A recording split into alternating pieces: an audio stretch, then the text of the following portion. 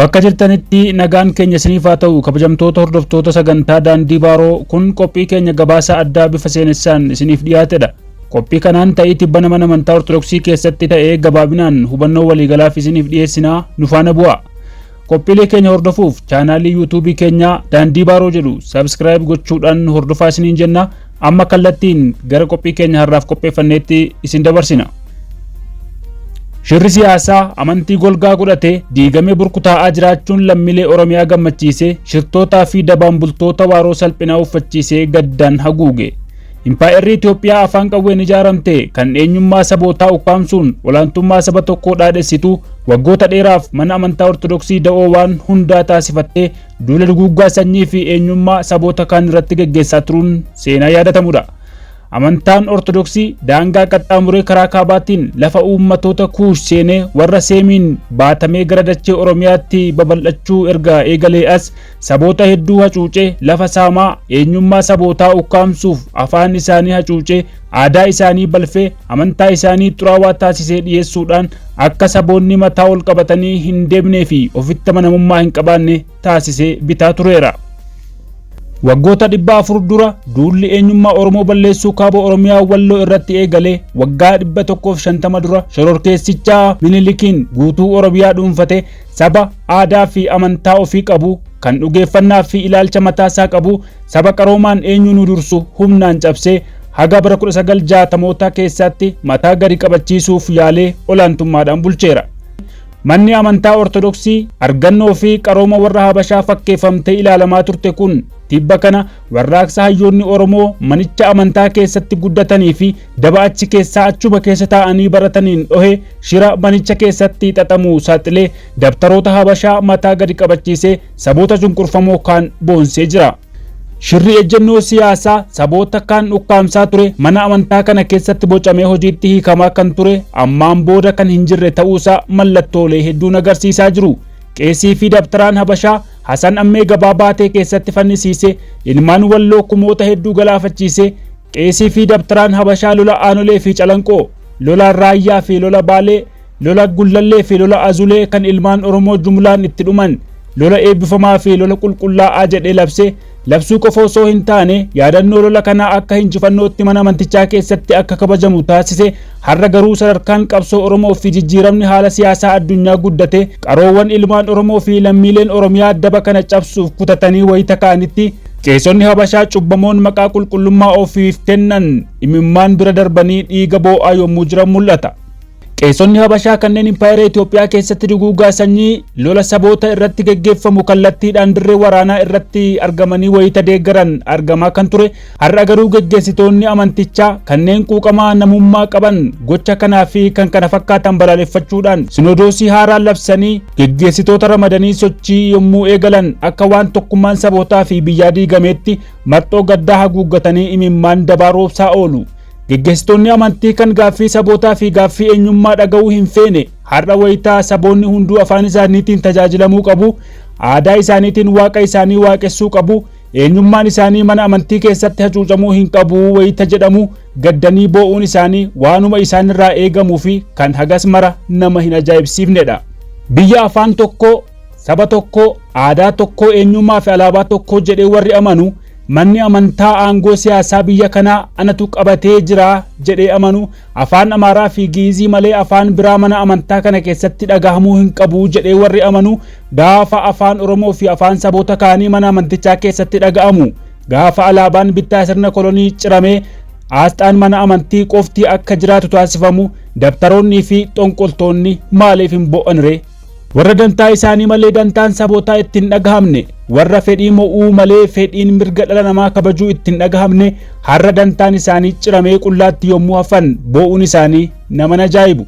Itoophiyaan mana amantii irraa imaammata bulchiinsa siyaasaa bocattu kanaan booda deebitee jiraachuu hin dandeessu. Kanaaf galanni kan abboota keenyaa kan gootota wareegamtoota keenyaati. Har'a ilmaan isaanii kan qabsoo isaaniirraa qofa osoo hin taane wareegama isaaniirraa baratan kan seenaa achii dhuftee waan hundaa tolchanii beekan impaayera didanii biyya ijaaraa jiru. Impaayerri Itoophiyaa abidda ofii qabsiifteen gubachaa jiraachuun guddatee mul'achaa jira. Itoophiyaa keessa gaaffiin sabaa deebi'uu qaba. Sabni akka sabaatti hacuucamaa jira jedhanii qabsaa'onni barattoonni Oromoo yommuu gaaffii kaasan deebiin Itoophiyaa garuu ajjeesuu fi dhabamsiisuu ta'e. Gaafa sana Itoophiyaan abidda har'a ittiin gubachaa jirtu kana qabsiifte. Waan nama ajaa'ibu garuu abidda Itoophiyaan ittiin gubachaa jirtu kana kan boba'aa fi qoraan itti guuree ho'isus warra nuti Itoophiyaanotaa ofiin jedhan kanneen akka qeessotaa fi dabtaroota Habashaa tibbana boo'ichaan ija isaanii dhabaa jiran kanaati. Saamichi lafaa har'a ilmaan Oromoo fi lammiilee Oromiyaa qeerraa buqqisee dararama hamaaf saaxile kan harka hiyyummaatti isaan kuffiise ka'umsi isaa mana amantaa dabtaroonni Habashaa dhuunfatanii turan kanarraa akka ta'e seenaa hedduutu ragaa ba'a. Maqaa amantaatiin ardaajilaa uummataa buqqaasanii lafaa fudhachuu, Gondorii fi Goojjam, Dabra Biraanii fi Baahir Daar irraa Amaarota fidanii Oromiyaa keessa naannawa bataskaanaa qubsiisuu, meeshaa ulfoo kan aadaa saba Oromoo ibsu, kan sirna gadaa calaqqisiisu, kan amantaaf dhugeeffannaa isaa ibsu hunda balleessanii kan ofiitiin bakka buusuun gocha qeessota Habashaa isaa beekamaa fi ifatti mul'atudha. Akkasuu ta'ee garuu ilmaan Oromoo dirqamaanis ta'u tolaan amanticha fudhatan qeema isaaniitti akka afaan isaaniittiin hin barannee fi hin barsiifne ittisuu cinatti gola mana amantichaa keessa seenanii akka hin tajaajille ulaa alatti ittifamuun seenaa yeroo dhiyooti. Caasaan kan bulchiinsaa fi tajaajilaa hunduu kan sirna mootii gonfootiin diriirfame haga har'aatti sanuma leellisaa kan jiraatu ture.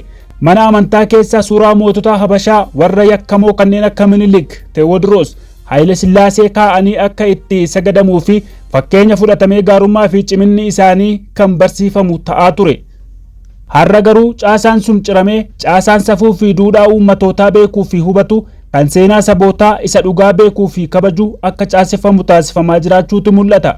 Mana amantichaa keessatti barruuleen irraa amantoonni barsiifaman kan eenyummaa sabootaa balfu, kan jibbiinsa sanyiidhaan guutame, gaarummaadhaan utuu hin taane kan abaarsaan guutametu jira.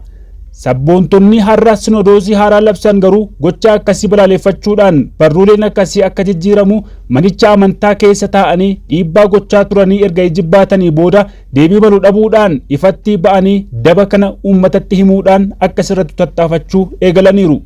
Qeessonnii fi dabtaroonni Habashaa ofii isaanii qabeenya horachuudhaan miliyeenera ta'uuf jecha gibira humnaa olii qonnaan bultoota Oromoo fi amantoota irraa guuranii Oromiyaa gaaga'ama dinagdeef saaxilaa turaniiru. Maddi galii isaanii inni guddaan lammiilee Oromiyaa irraa akka ta'e, qabeenya uumamaa kan Oromiyaa keessaa ba'u irraa akka ta'e ragaa hedduutu jira. Qabeenyi kun Oromiyaa keessaa guurame gara naannoo Amaaraa geeffamaas tureera.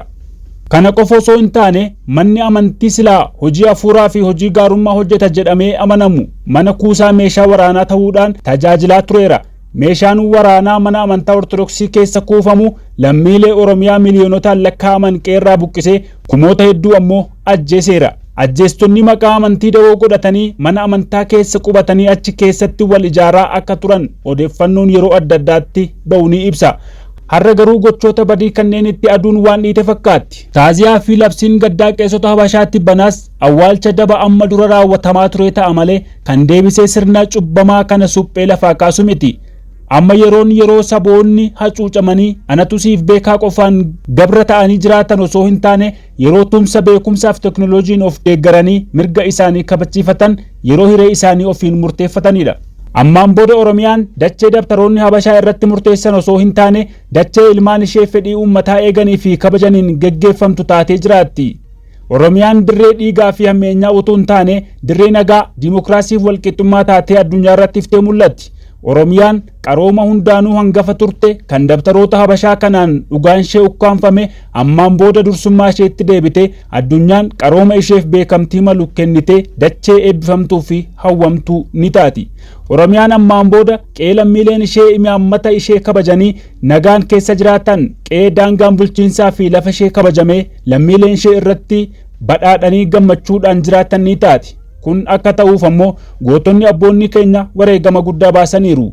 Wareegamni isaanii firii godhatee amma lammiileen Oromiyaa firii dhiigaa fi lafeen argame kana dhiigaaf lafeedhaan eeganii itti boonanii gammachuudhaan sooratu. Oromiyaan dachee olaantummaan Oromaa irratti mul'atu hin taatu. Dirree qaamonni adda addaa golgaa fedhe tolfatanii ittiin ishee jeeqan hin taatu. Oromiyaa keessatti amantiin kamuu ijaaramuu fi babal'achuu ni danda'a. Kun mirga seerri addunyaa eenyuufuu kennudha. Ta'us garuu amantiis ta'u ijaarsi kamuu kan imaammata Oromiyaa irratti bu'uureffame yoo ta'e qofa jiraachuu danda'a. haga aadaa sabootaa hin tuqnetti, haga afaan sabootaa hin ukkaamsinetti, haga daangaa Oromiyaatti amanetti, haga sirna bulchiinsa Oromiyaa amanee fudhatetti amantiin kamuu ijaaramuu fi jiraachuuf mirga ni qaba. Sararri daangaa isaa garuu imaammata bulchiinsa Oromiyaati. Golli cubbuu warshaan hammeenyaa kan mana amantaa Ortodoksii dabeeffate cabuun isaa gammachuu lammiilee Oromiyaa hundaati. Qophii keenya irraa gara goolabaatti yommuu geessinu wanti dhaggeeffattootaaf daawwattoota sagantaa kanaa hubachiisuu barbaannu ilaalchi kun amantii kamiyyuu kan balaaleffatu osoo hin taane cubbamoota amantii dabeeffatan kan balaaleffatudha. Waan nu daawwattanii fi dhaggeeffattaniif galatoomaa isiniin jechaa qophii biraan haga walitti deebinutti chaanalii YouTube keenyaa subscribe gochuun akka nu eegdan gamanumaan dhaammanna.